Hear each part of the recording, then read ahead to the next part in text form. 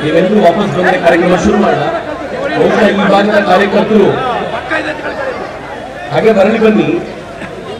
ನಾನು ಹೇಳ್ತೀನಿ ಯಾಕೆ ನಡೀತಿದೆ ಅನ್ನೋ ಕಾರಣ, ಕಳೆದ ಕೆಲವಾರು ದಿನಗಳಲ್ಲಿ ಕರ್ನಾಟಕ ಸರ್ಕಾರ ನನ್ನನ್ನು ಜೈಲಿಗೆ ತಳ್ಳಬೇಕು ಅಂತ ಒಂದೆರಡು ಪ್ರಯಾಸ ಮಾಡಲಿಲ್ಲ.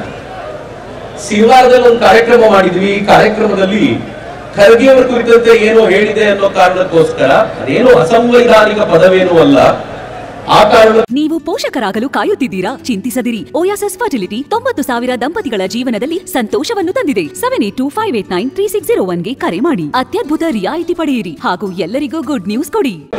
ಬೇಕಂತ ಅಟ್ರಾಸಿಟಿ ಕೇಸ್ ಅನ್ನು ಹಾಕಿದ್ರು. ಆದ್ರೆ ಕೋರ್ಟ್ ನಲ್ಲಿ ನ್ಯಾಯಾಧೀಶರು ಪೊಲೀಸರು ಕರೆದು ಚೀಮಾರಿ ಹಾಕಿದ್ರು. ಇದು ಯಾವ ಲೆಕ್ಕಕ್ಕೆ ಆಗ್ತಾ ಇದೆ, ನಾಚಿಕೆ ಆಗಬೇಡವಾಗಿದೆ ಅಂತ ಬೈದ್ರು. ನಮ್ಗೆ ತೊಂದರೆ ಆಯ್ತು.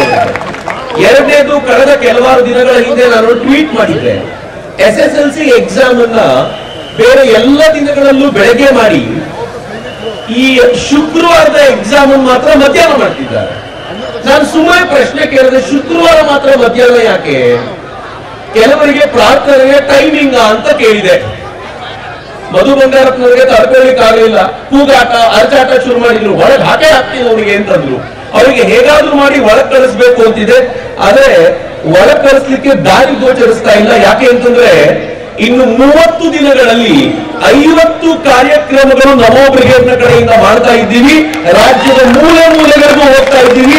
ಅದನ್ನ ತಡೆಯೋ ಪ್ರಯತ್ನ